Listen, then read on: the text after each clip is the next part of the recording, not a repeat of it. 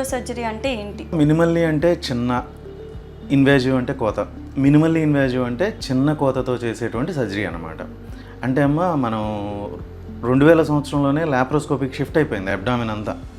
మన పొట్టంతా లైక్ చిన్న చిన్న బెజ్జాలతో సర్జరీలు చేయడం అలవాటు అయిపోయింది. ఇప్పుడు అది స్టాండర్డ్, గోల్డ్ స్టాండర్డ్ అనమాట. అంటే పొట్ట కోసి మొత్తం కోసి సర్జరీ చేయడం అనేది నో మోర్.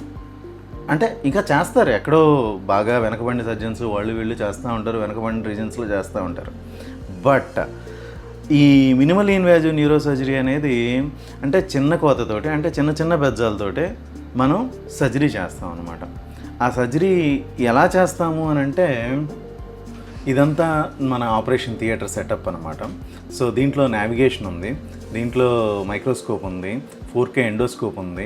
ఇది ఫస్ట్ బైప్లేన్ క్యాత్ ల్యాబ్ అమ్మ. ఆంధ్రప్రదేశ్కి కానీ, తెలంగాణ కానీ, ఒరిస్సా కానీ ఈ ఏరియా అన్నిటికీ first biplane cath lab and first spine suit అనమాట. సో ఇది 4K ఎండోస్కోపీ.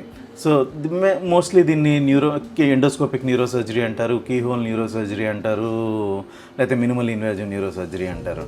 ఏంటంటే అమ్మ దీంట్లో మనం చిన్న కొత్తోటి సర్జరీ చేస్తాం సో దట్ వాళ్ళు తొందరగా ఇంటికి వెళ్ళడానికి ఉపయోగం ఉంటుంది.